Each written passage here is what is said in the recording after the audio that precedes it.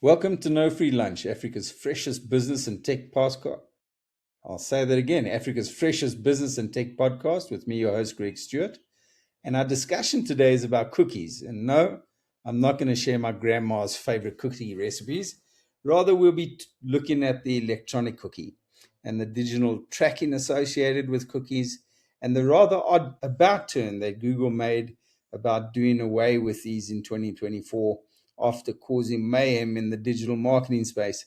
And my guest today is an old colleague of mine, Andre Steenekamp, the founder and managing director of the Strategy Room, a Cape Town-based digital marketing and strategy consultancy.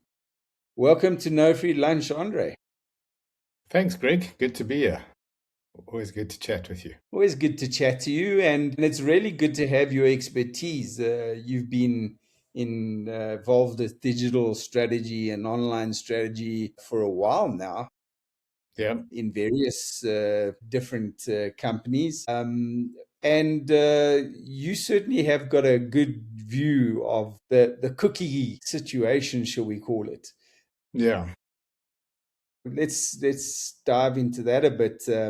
Certainly the timeline, I think it started around 2020 when Google announced that, oh my goodness, to the despair of the whole digital marketing community, that cookies were going to die a sudden death. Talk to us a bit about what motivated that and how did that all transpire?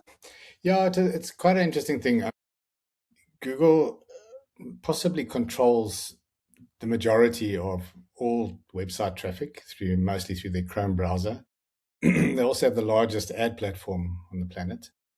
So they were getting a lot of flack for tracking user behavior and then on selling it, etc., etc. So there was a real drive for across platforms, etc. So they decided that they were going to replace it with something different, and announced, as you said, in January 2020, this is the end of the cookies. We need to start planning for it.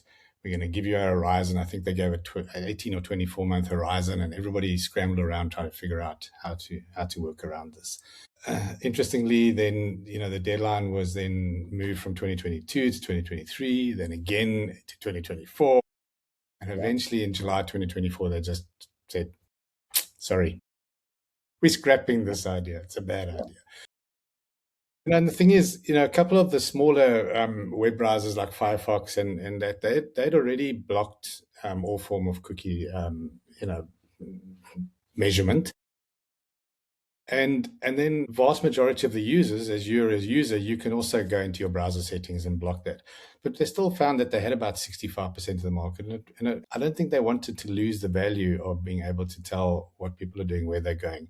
And even if they weren't, like in the old days, actually selling that onto big companies like credit cards, et cetera, at least it gave them more power within their ad engines to tell you what was user behavior, influenced by, et cetera. So, yeah. Let's just chat about exactly what a cookie is, shall we?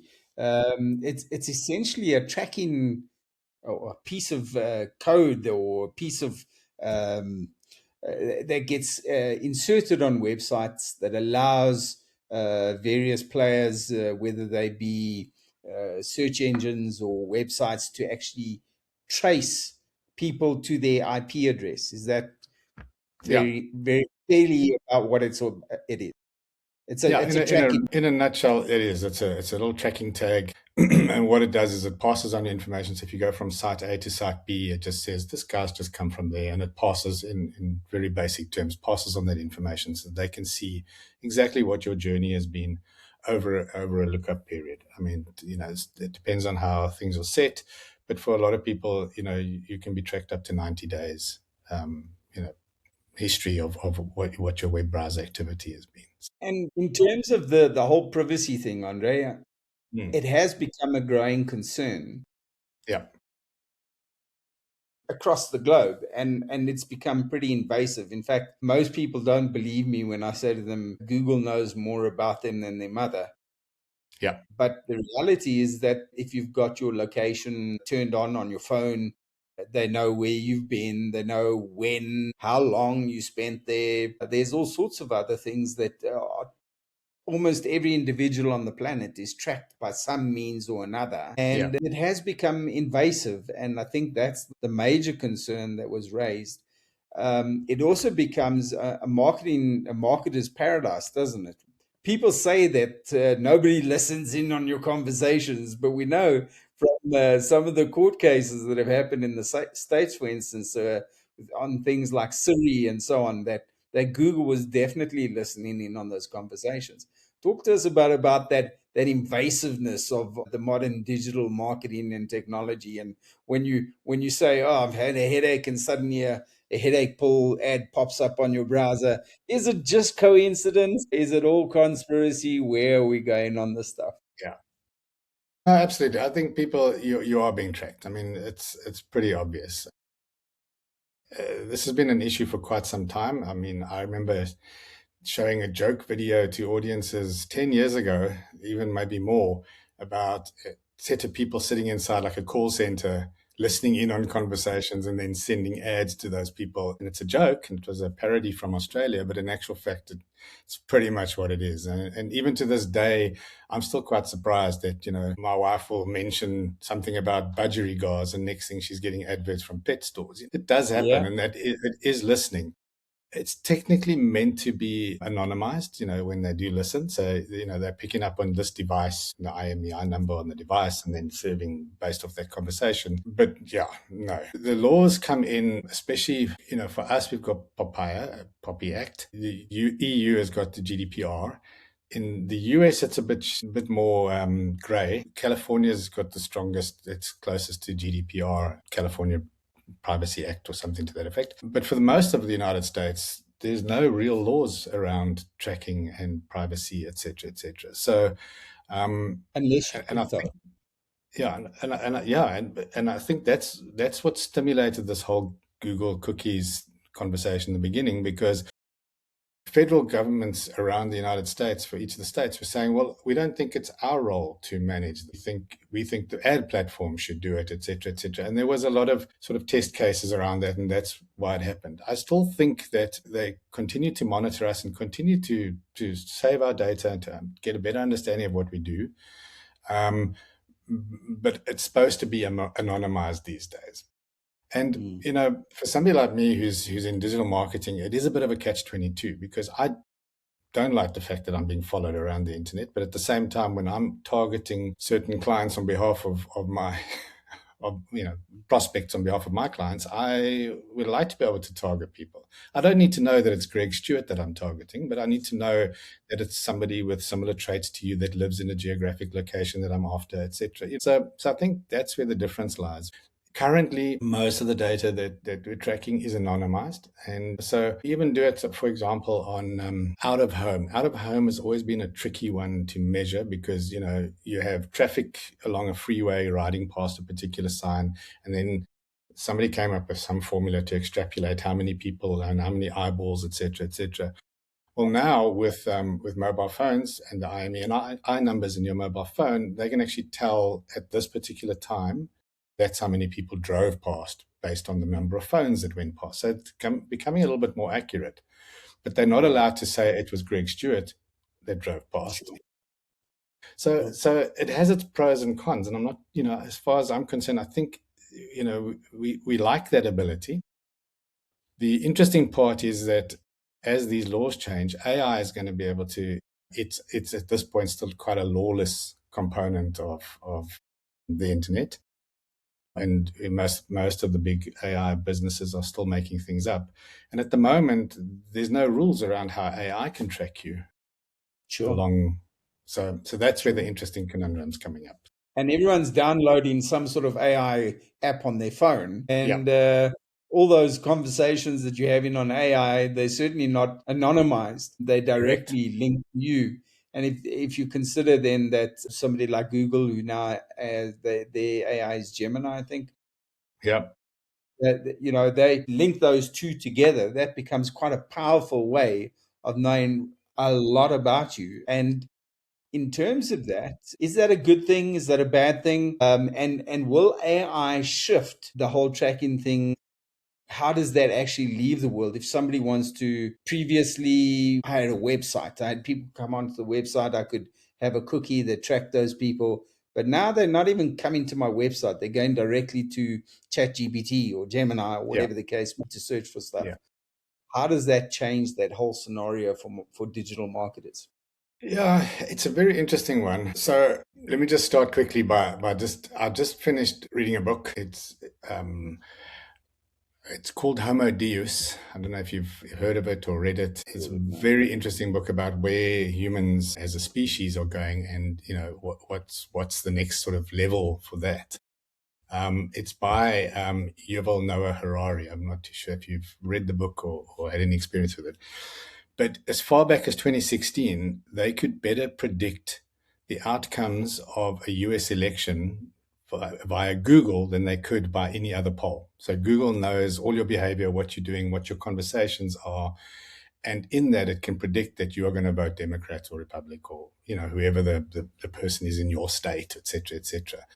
And they came up with like a 90% correct indication of how states were going to vote. So this information is quite crazy, and that was nearly 10 years ago, right?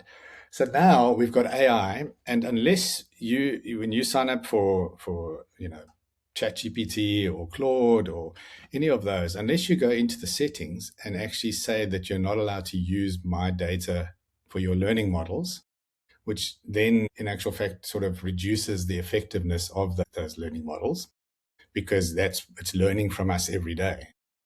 Yeah. If you don't state that, it can utilize your questions, your answers, et cetera, for what they call research purposes. But in actual fact, we learned from Cambridge Analytica a few years ago that research purposes can be used for, dark ops and other things. So it's a very interesting conundrum. And I think until we get some sort of legal framework around this, because at the moment, everyone in the internet marketing is scrambling for, whether you call it GEO, which is, or ASO, or whichever agentic version of SEO that you want to call it. Because previously, if you did a search, Google would give you a list of everything that matches your search. And sometimes it could be pages and pages and pages long. Most people only really looked at the first page. So what's happened now is that when your AI agents do the search, they only come back with what they believe, according to your prompt and your questions and your history with them. This is the sample that is best for you. So you don't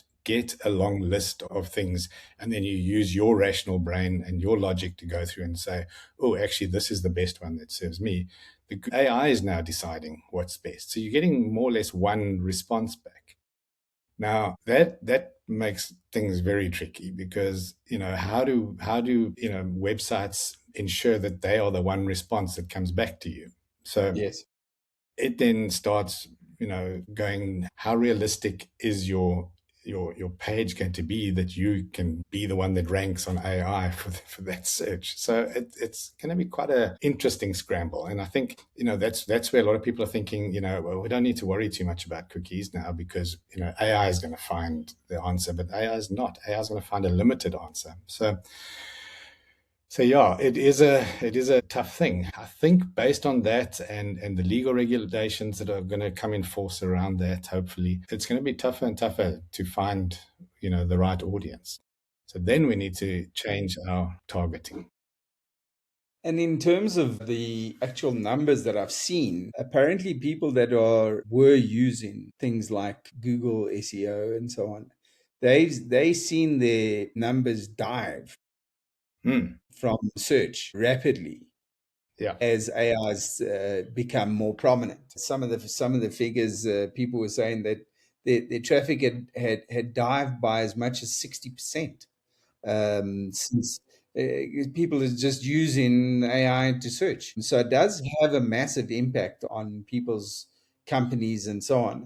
And one can only imagine that at some point in time, as happened in the past, it's going to become a legal issue, and that there's going to be court cases around this. And as you mentioned earlier, the AI regulatory environment is still scarce at the moment. It's still in its infancy.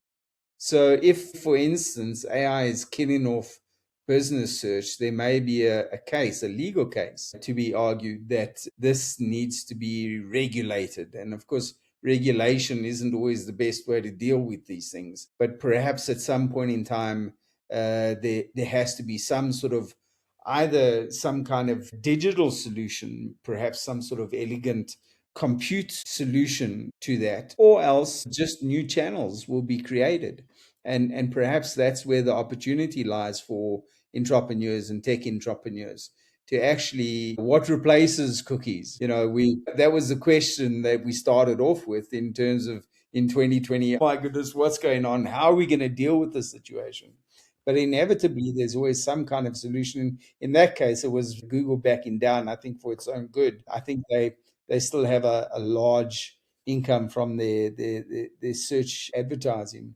But certainly in terms of where the solutions are going to come from next, I mean, maybe some of the lessons learned in 2020 about first-party data, starting to sort of build your own first-party data, build your own channels. You've got different communication channels popping out of the woodwork every second day.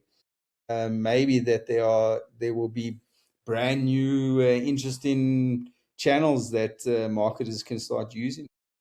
Yeah, I mean, new channels will always emerge. I think you're right. In 2020, the hot question was first-party data. So everyone was running around. Companies that could afford it were buying, data management platforms and things like that to help them manage their data. All very good, bearing in mind that most of the data management platforms come out of the United States and to a lesser degree out of Europe, which makes them very, very expensive. So the whole exercise around what do we do around cookies became a very expensive exercise for most brands and companies in this country. The same thing is, Google was providing workarounds for US companies, et cetera, but not for us because we were such a small market. We're so insignificant. We're like a little blip, in the grand scheme of things.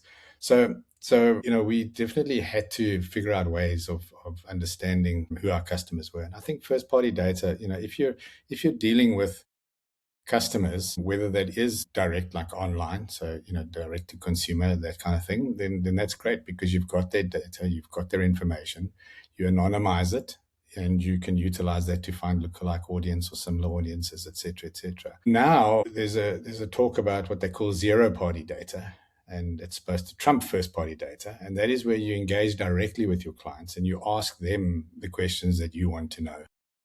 Yes, directly. So you go and you ask them through quizzes and polls, et cetera, what are they looking for? How would they react to this, et cetera? Whatever the question is that you want around your customers. And you're getting, direct feedback from them. And that allows you not only to do sort of relevance targeting, but it also allows you to do contextual because now you know what kind of things people like and what they're more likely to read, et cetera. So I think from that perspective, that's where we're probably heading. We will find a way of using AI tools to enhance that and to enrich that data before you send it out into the wild. So I think if people double down on CRM, again, not a cheap exercise, there's a popular one that I won't name, and it's probably the most expensive one in the country, but everyone, seems to be going for that. There are a number of others. But, and I've seen some people running it effectively just on an Excel spreadsheet. So it depends on how sophisticated you want to be. But I think getting to know who your customers are, setting up a proper CRM, sending questionnaires, quizzes without harassing them or making them feel, if there's, as with anything on the internet, if there's something in it for me, I'm highly likely to respond and to do something nice. So if you send a discount or a voucher or something like that, and then you can do proper attribution. So you've got a little bit of first party data, a little bit of zero party data, and you can now start enriching that through our AI and getting a very good sense of who your customers are and what they want. So I think that's probably, for now, the way to go in the future. Certainly before we get involved again, as we mentioned, in the legal the legalese around all of that. Yeah. Yeah. And it certainly seems like marketing's almost going full circle back to know your customer better, as opposed to just having a convenient tool that just tracks them and hounds them day and night based on their discussions and their search. Yeah. So, just talking about future strategies, advice for people, but we talk to a lot of business people. What should business people should be, what they should be doing, and for businesses, what should they be doing? Where are the first steps? What are the most important things for them to do? Yeah. So my advice, and this goes back nearly 20 years, probably, yeah, close to 20 years, is stop the immediate knee-jerk reaction to everything. So platform announcements, new product announcements, etc., etc. And I saw this sort of 2007 when, Facebook was becoming a marketing platform. Businesses didn't know how to react to it. They didn't know if social media was something that was going to be something. They just had a lot of people telling them stuff, and they just ran out and reacted. And they spent a lot of money paying for specialists and industry experts, et cetera, to help them guide social media guidelines, for their businesses. And that was just like, as I said, a knee-jerk reaction. And then we've seen it happen over and over again. Each time a new platform comes out, each time something new comes out. We saw it with the cookies, cookies. So everyone ran out, found experts, and two things happened. Some people really did get a good data management system and a platform that works and utilizes, and they feed it in, and it sits in the cloud and it's wonderful and it's anonymized and they're using it well. The majority of people got pretty PDFs on what to do, and nobody did any action for it. And they spent millions of bucks doing it. So I think my advice is, don't overreact, don't knee-jerk react to anything. Make sure that internally you know what you've got. Build your systems regardless of all the noise, and you understand, as you said, marketing has been around for thousands of years, and certainly advertising. You've got a product, you want to sell it, you need to find an audience. Find the easiest way to connect A to B. That's, for me, the best way. Don't overreact. And I'm seeing it again now with AI. Everyone's talking about AI. Your feeds are swamped on every social media platform. It's like, you're going to lose your job. You're not going to do this. You're going to, blah, blah, blah. You don't need to hire your marketing person. You can fire your agency. All this nonsense, because all they're trying to really do is to get, reactions, so engagement on their posts so that they can get paid by whoever the platform is that they're on. The idea is that, AI is a tool, and it's a tool that we should use to enhance what we do. It's not going to replace anything. I mean, even, the first real bits of AI that frightened people was in the creative side of the world. People were watching videos and realizing that, but if you watch any of those videos carefully, you can see that it's AI. Other concern is that, junior to mid-level marketers are using AI to write everything. They're writing their response to their clients, they're writing their briefs, et cetera, and they're sending out communication, which you can clearly see if you experience that is written by AI. And the worst is that they're using that and sending it out without actually understanding what they're saying. So there's no learning, there's no grasping the concept or anything like that. So the idea is that just, calm down, use your head, use your own data.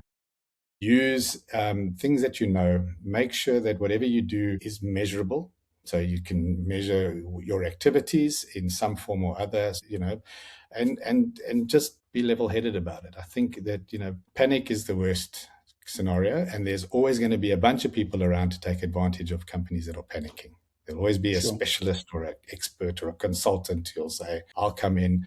And I've seen it. I've seen people that I've worked with that have brought in consultants for AI for hundreds of thousands of rands. And the very next week, whatever they said was being changed because there's been new developments, so it's just a constant, it's an evolving thing. Just stay on top of it. Don't panic. I think that's absolutely sound advice. We have to sometimes just stop and breathe, take a look around us, and be sensible about the decisions we make for our businesses. And the other thing is know your business, know your clients, and create relationships with your client that don't necessarily rely on some technology.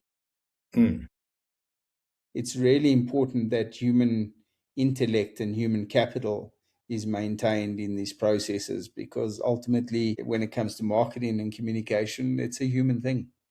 Yep.